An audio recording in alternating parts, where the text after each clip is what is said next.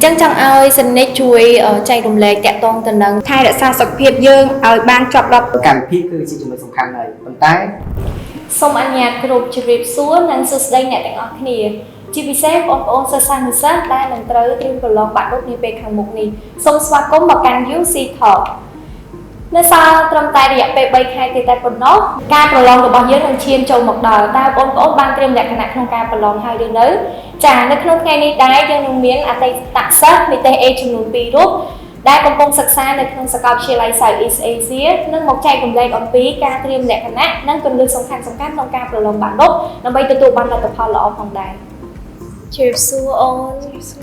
ចាអញ្ចឹងសូមអូនជួយណែនាំខ្លួនបន្តិចបានទេជម្រាបសួរបងជម្រាបសួរអ្នកទាំងអស់គ្នានាងខ្ញុំឈ្មោះខេងស្រីនិចដែលជាអតីតសិស្សនិទេស A នៃវិទ្យាល័យហ៊ុនសែនវត្តស្វាយសប្តាហ៍ថ្ងៃនេះដែរខ្ញុំគឺជានិស្សិតឆ្នាំទី1ដែលសិក្សាទៅលើជំនាញគណិតវិទ្យានៃសាកលវិទ្យាល័យ Southeast Asia ជម្រាបសួរបងជាសួស្តីអ្នកទាំងអស់គ្នាខ្ញុំបាទឈ្មោះឈីមីហៀងដែលជាអតីតសិស្សនិទេស A នៃសាលារៀនអានីសូនសប្តាហ៍ថ្ងៃខ្ញុំរៀនជំនាញព័ត៌មានវិទ្យានៅសាកលវិទ្យាល័យ Southeast Asia អូខេអរគុណច្រើនអូនចាអញ្ចឹងយើងចូលមកដល់សំណួរទី1តែម្ដងចឹងបងសូមចោទសួរទៅកាន់ស្រីនិចមុនចាអញ្ចឹងចង់ឲ្យស្រីនិចជួយចែករំលែកតាក់ទងទៅនឹងថាតើយើងត្រៀមលក្ខណៈអ្វីខ្លះដើម្បីឲ្យយើងទទួលបានលទ្ធផលល្អនៅក្នុងរយៈពេល3ខែមុនការប្រឡងរបស់យើងណាអូនចាសម្រាប់គន្លឹះខ្លះៗនៅក្នុងការកំណត់ទទួលបាននីតិល្អនៅក្នុងរយៈពេល3ខែខាងមុខនេះគឺខ្ញុំមានចំណុចតូចៗមួយចំនួនចំណុចទី1ហ្នឹងគឺយើងត្រូវតែស្វែងយល់ឲ្យបានច្បាស់ពីចំណុចខ្សោយនិងចំណុចខ្លាំងរបស់យើងទៅលើមុខវិជ្ជានីមួយៗអាចថាយើងត្រូវកំណត់ខ្លួនឯងឲ្យដឹងថាតើយើងស្ទាក់ស្ទើរនៅចំណុចចំពោះមុខវិជ្ជាមួយណាចំណុចខ្លាំងនៅមុខវិជ្ជាមួយណានៅពេលដែលយើងកំណត់បានហើយគឺយើងអាច focus ខ្លួនឯងទៅលើមុខជំនាញមុខវិជ្ជាទាំងនោះទៅតាមកាលវិភាគដែលយើងបានរៀបចំទុកចំណុចទី2ហ្នឹងគឺយើងត្រូវយល់យើងត្រូវចំពោះមុខវិជ្ជាតន្ទិញវិញគឺយើងត្រូវយល់ឲ្យច្បាស់ជាមុនសិនចាំយើងតន្ទិញមេរៀនតាមក្រៅដើម្បីវាផ្ដល់ជាភាពងាយស្រួលសម្រាប់យើងក្នុងការតន្ទិញមេរៀនហ្នឹងឲ្យឆាប់ចាំដែលចំណុចទី3ហ្នឹងគឺយើងត្រូវអនុវត្តលំហាត់ជាប្រចាំថ្ងៃដើម្បីងាយស្រួលក្នុងការចាំនៅរូបមន្តក៏ដូចជាវាចានៅក្នុងការធ្វើលំហាត់នឹងផងដែរហើយម្យ៉ាងវិញទៀតនោះគឺយើងហាមដាច់ខាតគឺត្រូវគុំរំលងនៅលំហាត់ស្រាលៗក៏ដូចជាលំហាត់តូចៗមួយចំនួននោះដូចគ្នាបើសិនជាយើងរំលងលំហាត់ទាំងនោះពេលដែលយើងប្រឡងយើងអាចនឹងភាំងនៅលំហាត់តូចៗស្រាលៗទាំងនោះហើយមកដល់ចំណុចចុងក្រោយនោះគឺយើងត្រូវថែរក្សាសុខភាពយើងឲ្យបានជាប់លាប់ឲ្យបានល្អបំផុតដោយសារតែយើងនៅសល់តែរយៈពេល3ខែទៀតប៉ុណ្ណោះបើសិនជាយើងបដ ாய் សុខភាពយើងឲ្យមានជំងឺឬមួយក៏អាចធ្វើឲ្យយើងឈឺធ្ងន់អីចឹងវាអាចប៉ះពាល់ទៅដល់ការសិក្សាក៏ដូចជាការប្រឡងរបស់យើងនៅថ្ងៃខាងមុខនេះផងដែរអូខេអរហើយណាចាបងអូខេអរគុណច្រើនសេនិកចាអញ្ចឹងអ្នកទាំងអស់គ្នាស្ដាប់បានហើយតាក់ទងទៅនឹងថាតើការត្រៀមលក្ខណៈអ្វីខ្លះដើម្បីឲ្យការប្រឡងរបស់យើងទទួលបានលទ្ធផលល្អចាឥឡូវចូលមកដល់សំណួរទី2របស់យើងវិញម្ដងចឹងបងសូមចោទសួរទៅកាន់មិញហៀងតែម្ដងចាចង់ឲ្យមិញហៀងជួយចែករំលែកតាក់ទងទៅនឹងថាតើ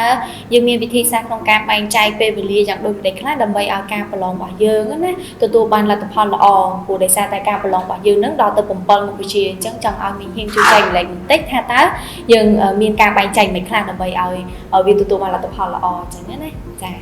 អរគុណច្រើនបងសម្រាប់សំណួរតើតើជាមួយនឹងការបែងចែកពេលវេលាសិក្សាទៅលើមុខវិជ្ជាទាំង7នៃការត្រៀមប្រឡងបាក់ឌុបនេះទី1ចំណុចដែលសំខាន់បំផុតហ្នឹងគឺជាការរៀបចំកាលវិភាគនៅក្នុងការសិក្សាអញ្ចឹងចាប់ពីថ្ងៃច័ន្ទដល់ថ្ងៃអាទិត្យហ្នឹងគឺខ្ញុំមានពេលវេលាសម្រាប់សិក្សាខ្លួនឯងនៅពេលយប់នៅពេលដែលយើងនៅពេលដែលខ្ញុំចេញពីរៀនតាំងរៀនភាសាហើយនឹងរៀនគួរបន្ថែមអញ្ចឹងទៅនៅពេលដែលពេលល្ងាចក្រោយពីពេលសម្រាប់ហ្នឹងខ្ញុំមានពេលម៉ោងសម្រាប់រៀនអញ្ចឹងខ្ញុំកំណត់មុខវិជ្ជាដែលខ្ញុំត្រូវរៀនឧទាហរណ៍ថាខ្ញុំខ្សោយមុខវិជ្ជាណាខ្លះអញ្ចឹងខ្ញុំរៀនចាប់ផ្ដើមពីមុខវិជ្ជាខ្សោយរហូតដល់មុខវិជ្ជាដែលខ្ញុំគិតថាវាពិបាកសម្រាប់ខ្ញុំអញ្ចឹងហើយក៏ខ្ញុំបានបែងចែកថាមុខវិជ្ជាដែលខ្ញុំពិបាកហ្នឹងខ្ញុំវឹកហាត់វាឲ្យខ្លាំងជាងមុខវិជ្ជាដែលខ្ញុំចេះហើយឬក៏អាចនិយាយបានថាមុខវិជ្ជាដែលខ្ញុំគិតថាវាស្រួលយើងអាចធ្វើវាបានអញ្ចឹងណាបងអញ្ចឹងតើតើជាមួយនឹងការបែងចែកពេលវេលាហ្នឹងកម្មវិធីគឺជាចំណុចសំខាន់ហើយប៉ុន្តែមួយទៀតហ្នឹងគឺសុខភាពរបស់យើងអញ្ចឹងធម្មតាយើងដឹងថារយៈពេល3ខែចុងក្រោយហ្នឹងយើងត្រូវតែកាត់ថែទាំសុខភាពយើងឲ្យបានល្អយើងត្រូវដេកឲ្យបានគ្រប់គ្រាន់យើងកុំរៀនខ្លាំងពេកនិយាយទៅឲ្យតែ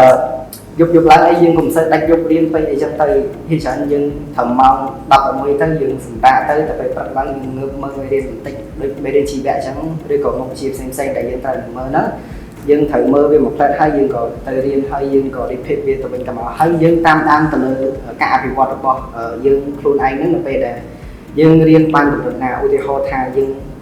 bị quạt ban của nào họ từ một chiếc là chiếc chẳng họ miềnประมาณฉบับนั้นอย่างนั้นแต่ยังเรียนติดตามฉบับมวยให้ยังเมื่อตัว progress ด้วยก็การอภิวัตบักลุ่นไอทางมุกเชียนั้นยังแจ้งประมาณเพียงให้ยังไอធ្វើវាបានកម្រិតណាអញ្ចឹងទៅនៅពេលដែលយើងដឹងពីសមត្ថភាពរបស់ខ្លួនឯងនៅក្នុងការធ្វើហើយតមកទៀតយើងត្រៀមតែប្រឡងបាក់ឌុបហើយយើងទទួលយកលទ្ធផលនឹងតែម្ដង ចាអរគុណច្រើនមិញហៀងចាអរគុណសេនិចដែលបានចែកម្លែកតាក់ទងទៅនឹងបទពិសោធន៍ក៏ដូចជាការត្រៀមខ្លួនដើម្បីថាតើយើងត្រៀមលក្ខណៈមិនខ្លះដើម្បីឲ្យលទ្ធផលនៃការប្រឡងបាក់ឌុបរបស់យើងនឹងទទួលបានលទ្ធផលល្អចាជាក់ស្ដែងយើងឃើញថាបកស្រាយបានក្បោះក្បាយមែនទែនមិនថាសេនិចមិនថាមិញហៀងទេអញ្ចឹងសង្ឃឹមថាបងប្អូនទទួលបាននៅអ្វីដែលគាត់បានចែកម្លែកកន្លងមកអញ្ចឹងណា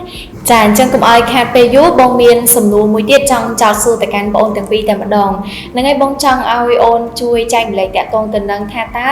បងអូនទាំងពីរមានការកំណត់នៅវិធីសាស្ត្រដើម្បីទទិញមេរៀននិងការអនុវត្តនៅលំហាត់ហ្នឹង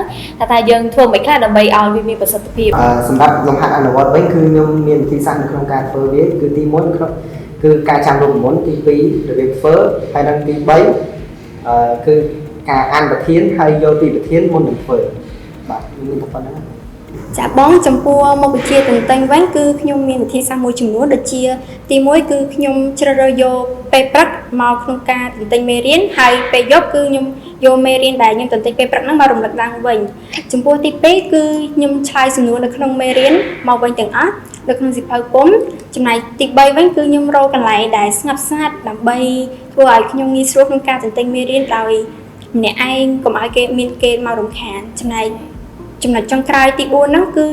ខ្ញុំស្វែងរកដៃគូឬមួយក៏មិត្តភ័ក្តិពី3នាក់មកដើម្បីឆ្លើយសំណួរគ្នាទៅវិញទៅមកដើម្បីបង្កើនការចងចាំនៅក្នុងឆ្លើយសំណួរមួយហ្នឹងចាដើម្បីជួយបរៀនគ្នាចាអូខេ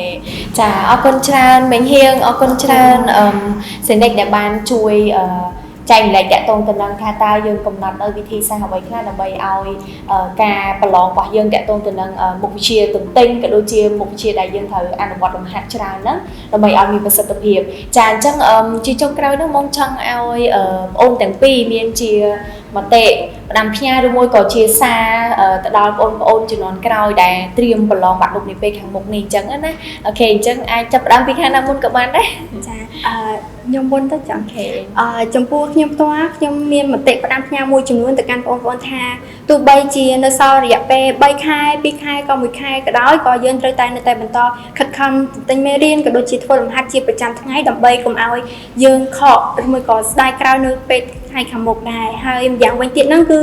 យើងត្រូវតែគិតសម័យខ្លួនឯងនៅពេលដែលចេញលទ្ធផលបាក់ឌុបមកយើងទទួលបាននីតិល្អតែអារម្មណ៍យើងពេលហ្នឹងវាបែបណាហើយយើងត្រូវគិតថាពេលដែលយើងទទួលបានអារម្មណ៍មួយហ្នឹងហើយតែយើងអ្នកដូចជាឪពុកម្ដាយយើងមួយក៏អ្នកដែលជុំវិញខ្លួនយើងក៏ដូចជាខ្លួនយើងផ្ទាល់ហ្នឹង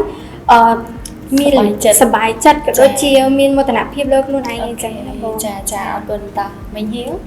បាទចំពោះខ្ញុំវិញខ្ញុំមិនមានអីផ្ដាំផ្ញើច្រើនទេមានតែជូនពរបងប្អូនទាំងអស់គ្នាឲ្យមានសុខភាពល្អនិងមើលថែសុខភាពខ្លួនឯងបានល្អនិងព្យាយាមអនុវត្តលំហាត់ហើយនឹងរំលឹកតែមេរៀនឲ្យបានច្រើនហើយនឹង